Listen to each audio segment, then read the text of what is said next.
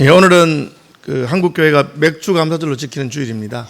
한국교회는 맥주감사절을 전반기 6개월을 보내고 7월 첫 주를 맥주감사절로 정해서 지킵니다. 교회가 지키는 여러 가지 절기들이 있습니다. 크리스마스도 있고 부활절도 있고 추수감사절도 있습니다. 성경에 있는 절기하고 그대로 일치되는 것은 아닙니다. 성경에는 구약에 우리가 잘 아는 큰 세 절기, 유월절, 칠칠절, 그리고 초막절이라고 하는 세 가지 절기가 있고, 그 절기에 보태서 유월절에 두 개가 더 붙어 있습니다. 초실절과 무교절. 그리고 초막절에는 나팔절과 대속제일 하는 것이 가까이에 그렇게 붙어 있어서 세 개씩 절기가 있고, 가운데 칠칠절이라고 하는 절기가 있습니다.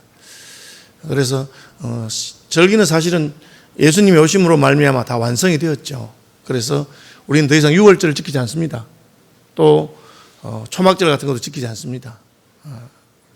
그러면 이제 우리가 지킨 절기는 뭡니까? 우리가 지킨 절기는 주일이죠. 예수께서 주일 새벽에 부활하신 것을 기억하면서 구약의 안식일이 신약의 우리의 구원의 날 주일이 된 것을 생각하고 주일을 늘 절기로 지킵니다. 그래서 신약교회의 그리스도인들에게 제일 큰 절기는 주일입니다. 그렇지만 또 교회는 때로 이렇게 절기를 정해서 절기를 지키고 합니다. 그 이유는 무엇이겠습니까? 그것은 우리의 정체성을 보는 것이죠. 우리의 정체성이 무엇이냐 하는 것을 봅니다. 그래서 금요일 날을 쉬는 사람들을 보면 우리는 이슬람 교도라고 생각합니다. 토요일 날 쉬는 사람 보면 이분은 안식교거나 유태인이구나. 주일 날 쉬면 이 사람은 그리스도인이거나 캐톨릭이거나 그렇게 아는 것이죠. 명절을 따라서 아는 것입니다. 설날도 신정을 세는 사람 보면 일본 사람들은 신정을 세고 우리는 구정을 셉니다. 오래된 거죠. 이 신정을 세려고 이렇게 몇 번 정부에서 했는데도 잘 안 되고, 그게 아마 우리 문화와 전통의 뿌리 밖에서 잘 안 되는 것 같습니다. 그래도 우리보다 훨씬 더 신정을 거하게 그냥 대단하게 쎄는 사람들은 중국 사람들이죠. 춘절이라고 그럽니다. 중국에 아마 즐기로는 그 설날쯤 되면 봄이 오는가 봐요. 춘절이라 그래가지고 뭐 그냥 열흘간 이렇게 아주 대단하게 셉니다. 심지어 모든 열차표가 다 매진이 되고 하니까 자전거 타고 일주일 동안 가서 그냥 하루 부모님 만나고 또 일주일 동안 타고 오고 뭐 이런 사람도 힘을 나더라고요. 이거 대단한 분들이라고 생각됩니다. 그러면 저 사람 중국 사람이구나. 춘절을 저렇게 하는 거니까. 뭘 세느냐에 따라서 그 사람의 정체성이 달라지는 것이죠. 우리나라 사람이 옛날에는 농경 문화였으니까 신정보다는 설날을 세는 겁니다. 그런데 그게 시간이 지나면서 이제 우리 민족의 정체성이라든지 이런 게 바뀌는 것 같아요. 요즘 뭐 설날이나 추석을 그렇게 중요하게 생각하지 않는 것 같아요. 그냥 휴가로 생각하는 것 같아요. 그래서 연휴가 며칠 될까 그걸 따지고 그냥 명절이 되면은 가족들끼리 해외여행 간다. 그렇게. 그래서 뭐 공항에서 잠깐 차려드리고 간다 해서 귀신이 이제 주소를 못 찾아가지고 먹지도 못하고 간다고 뭐 그렇게 그런 조크도 하고 뭐 그렇게 하더라고요. 그게 이제 우리가 변한 거죠. 서양 사람들은 보면 제일 중요하게 따지는 휴가예요, 휴가. 1년 내내 돈 벌어서 여름에 뭐 20일, 30일, 한 달씩 휴가하고 그 휴가 안 주면 그냥 사표 내고 쉬고. 그러니까 이 사람들은 그 휴가를 보내기 위해서 모든 걸 그렇게 시간을 보내는구나. 명절을 보면 그 사람들의 정체성 같은 것이 보이죠. 그럼 또한 이 명절은 뭘 말합니까? 공동체가 하나 되는 그런 게 있어요. 그 절기가 있으니까 가족들이 모이죠. 그것도 뭐 부모님 살아계시는 동안 모이고 부모님도 떠나면 안 모이긴 하죠. 어쨌든 그 명절에는 가족이 모여서 우리가 한 가족이구나 하고 생전 안 찾던 뭐 그냥 사돈 팔돈도 찾고 뭐 그렇게 하는 그런 게 우리 하나됨을 이야기하는 것이기도 합니다. 또한 이것은 그 하나됨을 계승하는 것이죠. 조상대로부터 시작해서 우리 때로부터 우리 다음 때까지. 어느 순간 명절이 바뀐다는 것은 조상과 우리 사이에 단락이 있다는 것, 단절이 있다는 것입니다. 다른 세대가 된 것이죠. 더 이상 우리 요즘 젊은 사람들이 추석이나 뭐 설 같은 거 안 좋아합니다. 더구나 며느리들은 제일 싫은 날이 명절이라고 그래 말하니까 이게 뭔가 문화가 바뀌면서 우리도 더 이상 옛날의 어떤 명절보다는 새로운 어떤 휴가라든지 다른 것이 들어오는 그런 시대인가 아닌가 그렇게 생각합니다.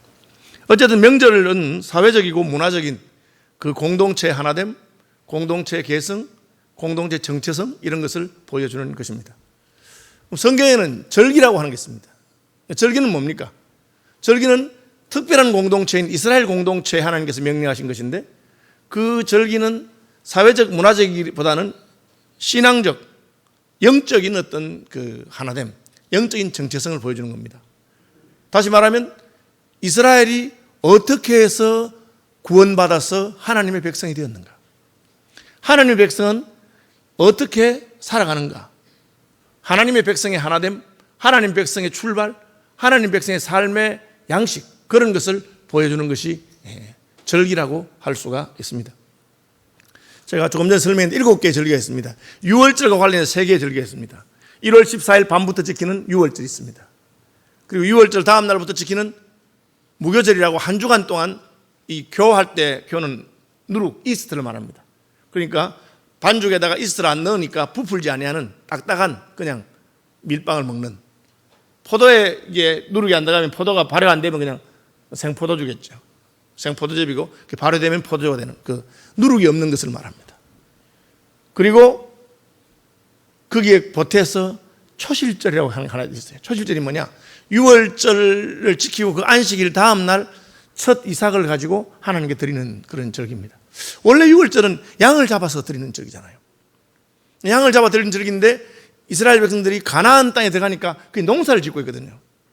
그러니까 원래는 양을 잡아 드리는 그 문화적인 그런 신앙에 있어서 하나님께서 우리의 목자가 되시고 하고 우리는 그 양인데 우리가 죄를 지어서 죽어야 되는데 양이 대신 죽었다, 뭐 그런 걸로 다 이해하다가 이제는 가나안 땅에 농사를 지으니까 보리가 이삭이 펴서 보리 첫 이삭이 딱 올라오면 그걸 잘라서 흔들어서 하나님께 드리면서 하나님의 은혜로 우리가 약속했던 가나안에서 새로운 생명을 시작하게 되었다, 하나님 주신다, 뭐 그런 게 포함된, 혹은 하나님께서 그것을 강조하셔서 이 세 가지가 거의 같은 날입니다. 1월 14일 밤부터 시작해서 이제 1월 15일, 1월 16일 초실절, 또 17일부터 시작해서 21일까지 그건 무슨 무교절, 그렇게 하는 거예요. 신약적으로 말하면 예수께서 6월절 어린 양이 되시고 우리를 구원하신 것, 초실절은 예수께서 죽음에서 부활하셔서 새로운 생명이 되신 것, 그렇죠? 무교절은 예수 믿고 구원받았으니까 애굽의 모든 누룩을 제거한 과거의 가르침이나 교훈이나 그것에서 벗어나서 새로운 삶을 사는 삶, 뭐 그런 것이 집약되어 있는 것이 6월절과 초실절과 무교절이라고 하는 절기라고 할 수가 있습니다. 그리고 또 뒤에 세 절기, 7월 1일 날 나팔절입니다. 나팔을 불어서 이것은 가나안 땅에 들어왔다, 천국에 우리가 들어왔다, 재림 나팔 소리와 함께 하나님께서 우리를 환영하신다, 천국 나팔 소리. 여러분, 가나안 땅에 들어가서 여리고성이 어떻게 함락됩니까? 나팔 불 때 함락이 되는 것입니다. 하나님이 하신 것이죠.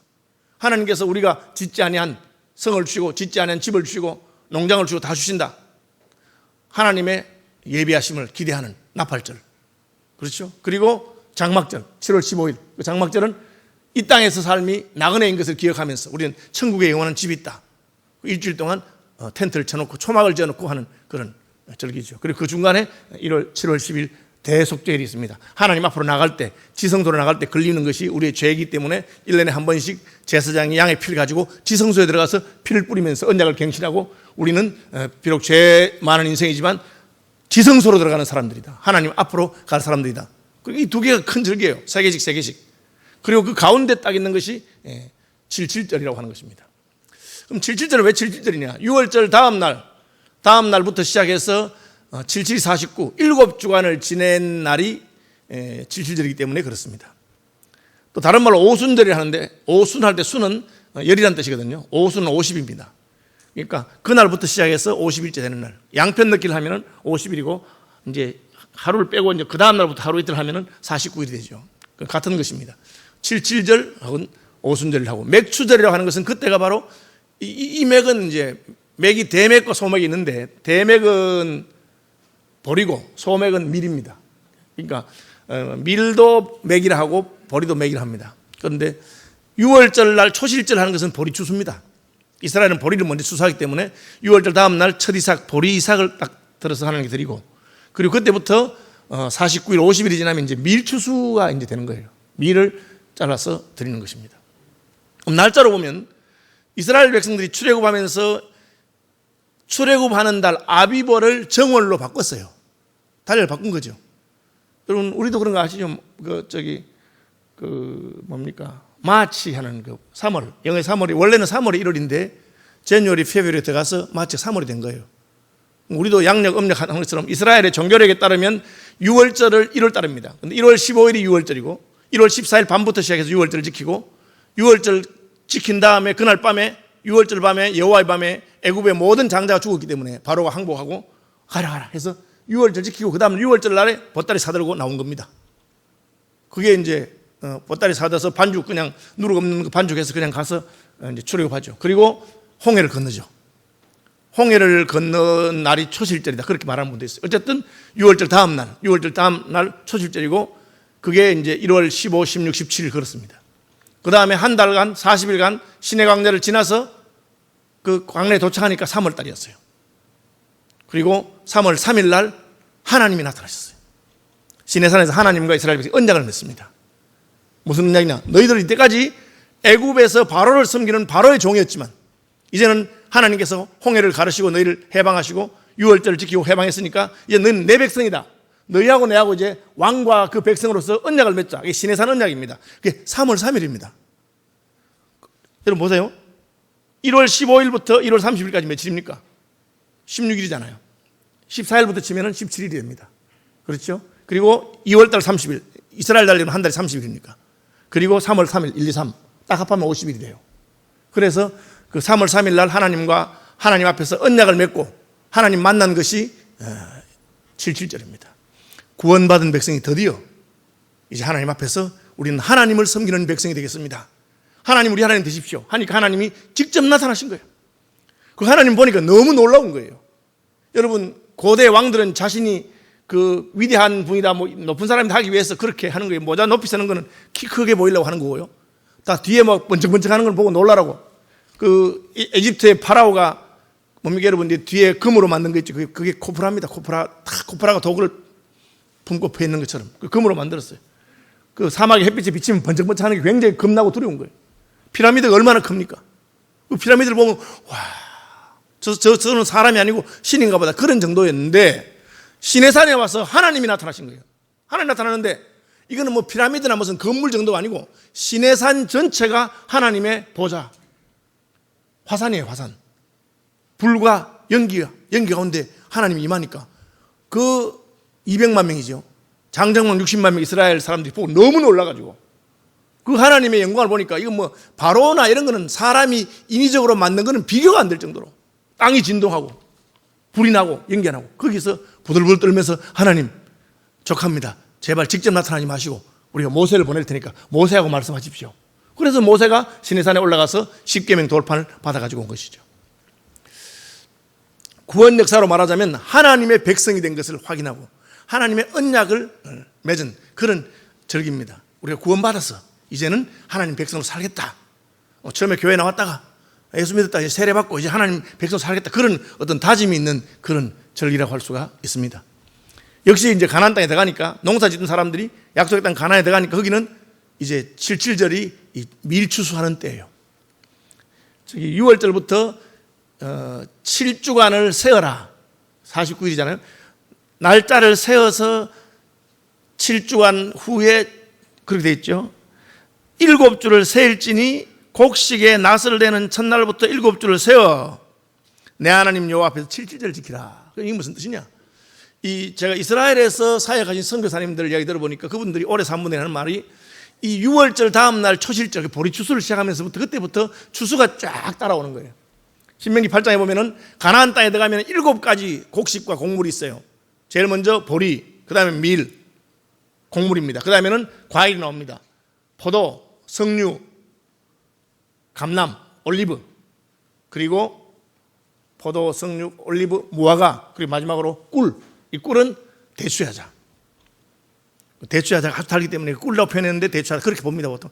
이 추수가 줄을 지어 있답니다. 그런데 이 기후가 기가 막힌 게 이 처음 추수할 첫 주에는 북서풍이 불어와야 이 추수할 곡식들이 잘 익고 그 다음 주부터는 남동풍이 불어서 뜨거운 바람이 불어와야 과일이 익는 그런 게 있답니다. 그래서 앞에는 비가 오고 뒤에는 비가 오지 않는 건조한 날씨.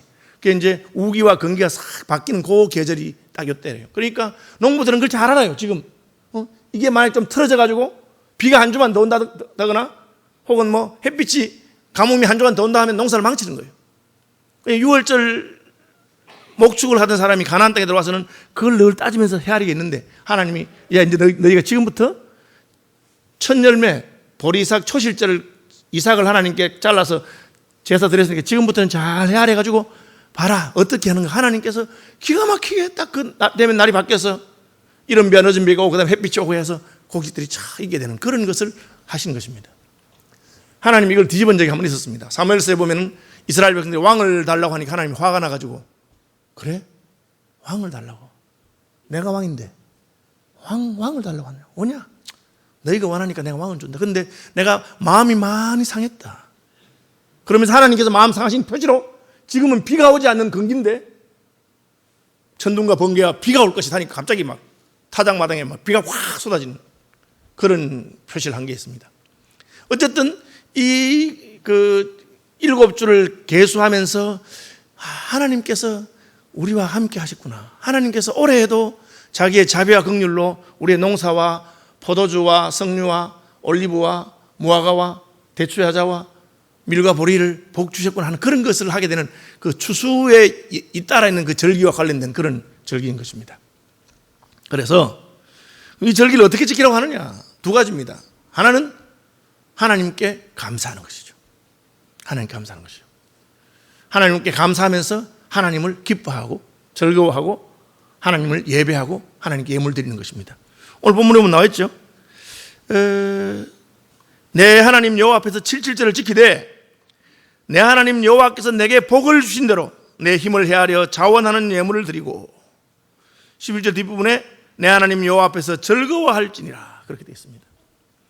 그러면 절기를 지키는 방법이 무엇이냐? 하나님을 즐거워하고 하나님께 감사하고 예물 드리고 하나님 앞에서 기뻐하는 것입니다.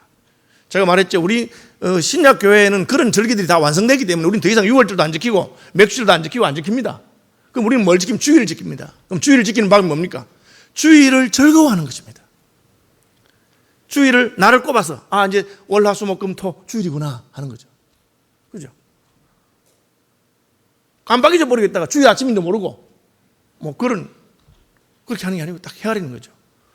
제 아는 어떤 목사님은 이제 처음 이제 담임 목사 돼가지고 뭐 교회에 이렇게 뭘 준비하다가 토요일 밤 11시까지 겨우 설교 준비해가지고 주보에 하고 프린트하고 집으로 가려고 생각하니까 내일이 감사절이라.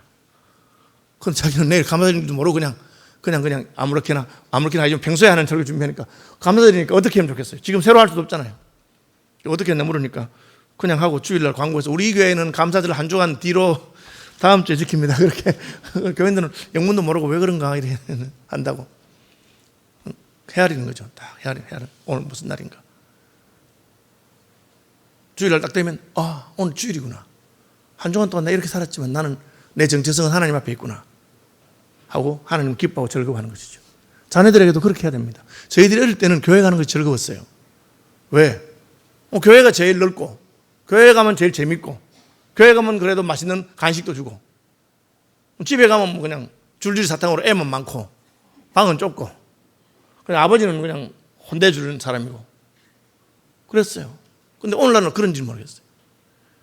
서양 사람들은 아직까지 이 풍습이 남아있어서 가난하게 살아도 주일날 저녁은 근사하게 먹습니다. 애들이 한 주일에 고기 한번 먹으면 주일날 저녁에 고기를 먹는 거예요. 제일 좋은 옷은 주일날 입힙니다. 그럼 애들이 이날은 참 좋은 날이라. 우리 아버지 바빠서 그냥 나하고 생전 이야기도 안 해주지만 주일날은 나하고 놀아주고 성경책도 읽어주고 같이 가족들이 가서 예배드리고 그렇게 하는 문화를 만든 것이죠. 절기를 지키는 방식이에요. 하나님 앞에서 그날을 즐겁게 지키는 것이죠. 그리고 헌금 줘서 헌금하게 하고 또 저도 뭐 어릴 때 용돈 같은 거 따로 안 탔는 것 같은데 주일날은 꼭 부모님 불러가지고 새 돈 딱 주면서 교회 가서 헌금해라 하고 그렇게 하는 것이죠. 하나님 앞에 감사하는 법을 가르치는 것입니다. 절기는 이처럼 하나님 앞에서 즐거워하고 감사하는 날입니다. 감사에 대해서는 제가 지난번 감사절을 말했으니까 짧게 복습하자면 언제 감사하느냐? 감사할 일이 있을 때 감사해라. 그거 당연한데 왜 그러냐? 그것도 못하는 사람이 너무 많아요. 진짜 감사해야 되는데 땡큐 할 줄 모르고 하나님 앞에 감사할 일이 있음에도 불구하고 감사합니다 할 줄 모르는 사람이 너무 많아요. 그것도 훈련받아야 되는 거예요. 여러분 하나님께 받은 은혜가 있으면 감사하는 분들이 되시기 바랍니다. 그거 쉬운 거 아니에요. 그 다음에 말했습니까? 감사할 일이 없을 때 혹은 슬픈 일이 있을 때 감사 못할 일이 생겼을 때 그래도 감사해라. 코로나 때문에 지금 우리 교회도 어렵고 교회도 어렵잖아요. 지난번에 재직해보니까 헌금 수입이 작년에 비해서 1억 5천만 원 줄었어요. 코로나 2달 동안에. 교인들이 그러면 어렵다는 뜻이죠. 그렇죠. 그렇지만 그래도 우린 예수 믿잖아요. 만약에 형편이 이렇게 어려운데 예수도 안 믿었으면 누구한테 가서 부르짖고 누구한테 가서 호소하겠어요. 그러나 바람과 비의 피해가 심했어도 하나님 우리와 함께 하시니까 나는 괜찮다. 그런 마음이 있잖아요. 저는 그 마음이 있으니까 평생 목회하면서 되게 힘든 일이 생겨도 그래도 나는 오늘 죽어도 천국 가지 않나. 나는 예수 믿어서 구원받은 백성 아니냐. 하나님 자녀 아니냐. 그러니까 이미 내 인생은 성공한 인생이다 하고 힘들어도 감사할 수 있는 것이죠. 그것이 감사하는 마음 아닙니까? 하나님 앞에 서서 그래 보는 것이죠. 또 언제 감사합니까? 아무 일도 없을 때. 무슨 뭐 기쁜 일이 있거나 힘든 일이 있어서만 감사하는 것이 아니고 아무 일이 없어도 우리 일상이 하나님과 동행하는 것이기 때문에 감사하다. 그러다 보면 결국은 범사에 항상 감사하게 되는 것이죠. 그 훈련을 언제 하냐? 절기 때 한다는 거예요. 우리로 말하면 주일마다 하나님 앞에 설 때마다 한 주간 동안 내가 정신없이 바쁘게 다니면서 참 하나님 앞에 죄송스러운 일도 많이 했지만 그러나 그래도 나를 여호와의 전로 불러주시고 하나님 앞에 오게 하신 것이 얼마나 감사하고 내가 참 못난 인생이 돼가지고 실수도 하고 죄도 지고 그렇게 살지만 그래도 난 하나님 자녀 아이가. 내가 지은 죄 있을 때마다 하나님 앞에 자백하면 미쁘시고 어려워서 내 죄를 사하시는 분 아니시가. 그리고 결국은 나는 천국 가는 사람 아니가. 아파트가 자꾸 올라가면은 아이고 나는 뭐 강남 아파트는 텄구나 싶어도 그죠? 그래도 천국에는 더 좋은 맨션이 내게 있지 않은가. 뭐 그런 소망 가지고 감사하면서 사는 것이죠. 그럼 어떻게 합니까? 하나님께서 내게 주신 복을 헤아려서 예물을 드려라. 그렇게 말하죠. 여호와께서 내게 복을 주신 대로 내 힘을 헤아려 자원하는 예물을 드리고. 성경에 나와서 제가 한마디 하겠습니다. 여러분 감사할 줄 예물도 드릴 줄 알아야 돼요. 여러분 그것도 할 줄 모르는 사람들은 그것도 안 하면 못하는 거예요. 무슨 집안에 좋은 일이 있었는데도 생전 감사할 줄 모르고 무슨 자기 자녀들이 하나님의 복으로 잘 돼도 감사할 줄 모르고 그렇게 하면 안 되는 거예요. 심지어 무슨 직분을 받아가지고 교회에서 임직을 해도 감사할 줄 모르고 그건 참 제가 마음에 이 잘못 가르쳤는지 저는 너무 모르는가 보다. 하나님 앞에서 그죠? 저는 부모님 늘 가르치고 제가 처음 대학에 들어가서 이제 신문사 학보사 기자가 내가 첫 월급 받은 금액도 19,000원 그 당시 돈으로 78년도에 딱 받으니까 어머니 이제 첫 월급입니다 이러니까 어머님이 야 그거는 나한테 가져오지 말고 네 첫 월급이니까 하나님께 그대로 드리면 좋겠다. 그렇게 그러니까 마음이 기쁘고 좋더라고. 감사하는 마음 하나님께서 주시는구나. 헤아려서 이거 뭐라고 했냐면은 여호와께서 내게 주신 대로 헤아려 살아. 내게 복을 주신 대로 내 힘을 헤아려. 힘을 다해서가 아니고 내 힘을 헤아려서 형편대로 해라 그 말이에요. 형편대로. 그러니까 그게 우리가 절기를 지키는 방법이죠. 주일이 되면 저희 부모님들은 가진 돈 중에 제일 새 돈 딱 골라가지고 놨다가 오늘 예배 헌금해라고 그렇게 하고 그렇게 하죠. 그것이 감사하는 것입니다. 두 번째는 뭡니까? 두 번째는 나눔입니다. 너 복 받았으니까 혼자 잘 먹고 잘 사지 말고 하나님께서 내 곁에 주신 사람들과 같이 나누면서 살아라. 그게 절기의 의미입니다. 하나님께서 나를 혼자 구원하신 것이 아니고 함께 구원하신 것입니다. 최근에 코로나 때문에 한국 교회들 어렵잖아요. 우리 교회도 뭐 이런 판인데 상가교회라든지 작은 교회들이 얼마나 힘들겠어요. 그런데 제가 서울 남부동에 노회장으로 있으면서 얼마나 감사한지 여러 교회들이 그런 교회 어렵다고 1,000만 원, 500만 원, 300만 원 그렇게 내고 심지어 총회에서도 300만 원 보내가지고 우리는 어려운 교회 더 심지어는 선교사님들이 자기들 생활비를 아껴가지고 매덕을 모아서 전국에 있는 교회들마다 어려운 교회들마다 다 우리 총회에서도 우리 노회의 어려운 교회 3교회 그렇게 가지고 제가 참 귀하다 그렇죠. 자기도 얼마나 힘들겠어요. 그래서 우리 지난주에 우리 온 가족 예배 헌금한 거는 우리가 그 사랑을 받았으니까 선교지에 있는 어려운 게 선교사님들이 요청이 왔어요. 선교지에 또 교회들 가운데 지금 이동이 안 되니까 먹지도 못하고 일도 못하고 그런 사람들이 많다는 거예요. 그렇게 과와 과부와 나그네와 레위인과 내 가족과 노비와 그렇게 다 이야기하고 있습니다. 하나님께 받은 은혜는 혼자 누리지 말고 함께 누리는 것이 마땅하다. 그것이 절기를 지키는 날입니다. 그러니까 여러분 주일 되면 여러분이 여유가 있으면 여러분 이웃 가운데 좀 어려운 사람이 있으면 불러서 차도 같이 마시고 저녁도 같이 뭐 꼭 고기가 아니라도 오늘 우리 집에 그냥 콩국수 했는데 와서 같이 먹자든지 뭐 수제비 끓였으니 그냥 밥 먹자면 너무 기대를 하니까 이제 여러분 뭐 식사 같이 하자면 뭐 맛있는 것과 기대하니까 그냥 여러분 음식 오늘 비빔밥을 했는데 같이 먹자. 그렇게 해서 같이 사랑을 나누고 또 여러분 가진 것 가운데 하나님께서 또 많은 게 있으면 그걸 가지고 나누어주고 그것이 하나님이 기뻐하는 절기를 지키는 방식입니다.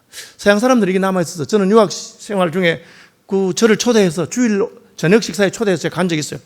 그 식사 초대하니까 굉장히 잘 사는 줄 알았는데 가보니까 거기도 늦게 공부하니까 가난한 학생이에요. 애들 옷차림이나 보니까 옷이 다 이렇게 새 옷은 없어. 그런데도 주일날은 뭡니까? 우리로 말하면 돼지고기 조금 사서 그렇게 잘라가지고 같이 먹는데 우리를 불러주더라고. 유학 온 유학생이라고. 귀한 것 아닙니까? 뭐 코로나 때문에 많은 선교사님들이 한국에 들어와 있습니다. 그러면 그분들이 얼마나 마음이 안 좋겠어요. 선교지에 가고 싶은데 못 가기도 하고 또 교회들이 어려우니까 후원 사역도 떨어지기도 하고 그럴 때 여러분이 받은 복을 헤아려서 불러서 같이 식사도 함께 하고 아니면 성도님 자녀들에게 격려도 해주고 그렇게 하면 얼마나 좋겠어요. 그것이 주님께서 말씀하신 절기, 성경의 말씀 절기입니다. 마지막으로 어떻게 그렇게 할 수 있느냐?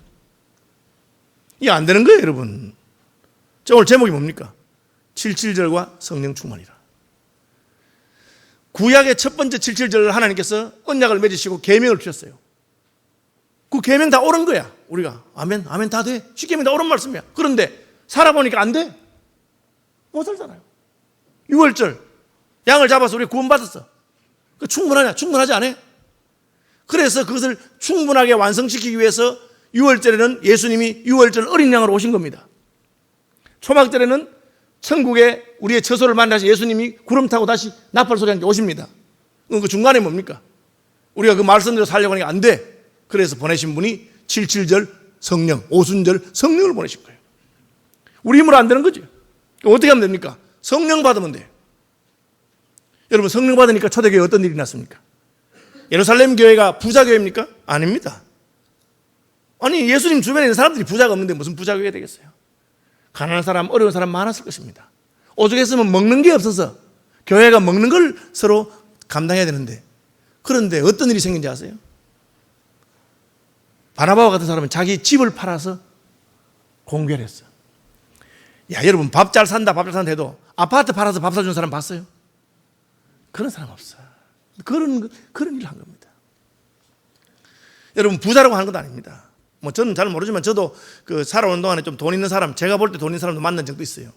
처음 신학대학원 갔을 때는 저희 반에 늦게 신학하신 권사님이 그 당시 돈 한 50억에서 100억쯤, 지금 38년 전입니다, 여러분. 그러면 상당 부자예요. 그걸 우리는 너무 놀라가지고, 와, 저분이 무슨 장학재단도 한 게 있고, 뭐, 건물도 많고, 뭐, 몇십억, 몇백억, 뭐, 100억쯤 되는 부자라다 이러니까. 그래서 물어본 거예요. 전 또 그런 것도 물어봐 호기심 많아서. 권사님 부자라면서. 그러니까 뭐라는지 알아요? 펄쩍 뛰면서 내가 무슨 부자냐고 내가. 자기 부자 이래. 그때는 이해를 못했어. 근데 저도 세월이 지나보니까 그분 말씀이 이해가 돼. 왜? 자기 주변에 전부 다 자기보다 더 부자야. 자기 친구들은. 노는 물이 달라. 우리 같이 가난한 전사들은 뭐 점심값 그때 신학대학원에서 국은 300원인가 그렇고 밥하고 먹으면 무슨 뭐 700원인가 뭐 그랬는데 그래서 어떤 친구들은 그냥 국만 사서 집에서 도시락 사와서 먹고 이렇게 하고 했거든. 그 생각은 부자 같은데 자기는 더 부자다라고 지내니까 전혀 부자는 느낌이 안 드는 거예요. 아이고 나는 뭐 그냥 자동차 3대밖에 없고 내 친구는 자가용 비행기 2대 있는데 없다고 이래서 하면 대화가 안 되는 거 아닙니까? 돈 많다고 자기가 그렇게 하는 거 아니에요. 감사가 넘치고 혹은 나눠주는 거 아닙니다. 그렇죠. 그런데 하나님의 성령이 임하면 많고 적고 관계없이 이미 천국의 보화를 얻었으니까 내 마음이 너무 부유한 거예요. 그렇죠. 다 주는 거죠. 주님이 그렇게 하셨으니까. 오죽했으면 아파트 팔아서 밥 사주겠어요? 여러분, 그건 있을 수가 없는 일입니다. 하나님의 성령이 와야 합니다. 감사. 복도 많이 받았는데 생전 감사할 줄 모르는 사람이 있어요.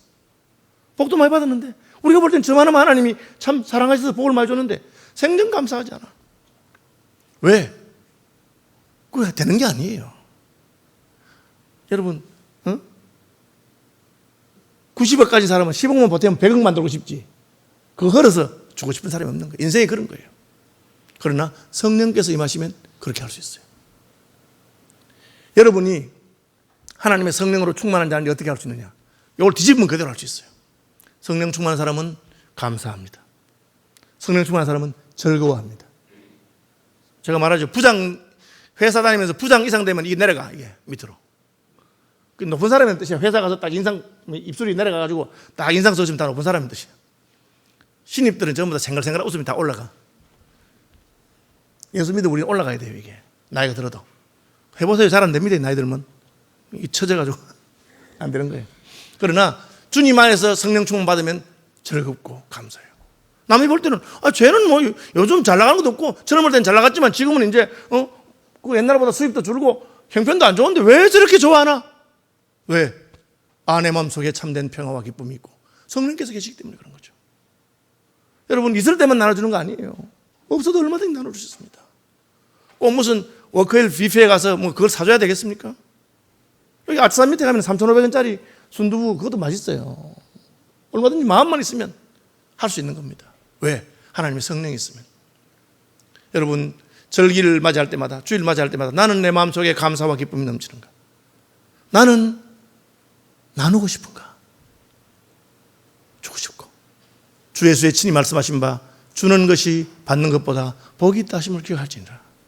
오늘도 제가 참 부끄럽게도 여러분 한번 나가시면 나갈 때 떡 하나 줄 거예요. 그 우리 구리에 있는 우리 시민교회에서 맥주 감사제를 우리한테 줬어. 몇 명 나오는 거 물어봐서 요즘 좀 적게 나오는 게 800개, 120만 원치예요. 그럼 아이고 참 목사 나보다 낫다. 그럼 우리가 오늘 얻어먹게 생겼어요, 여러분.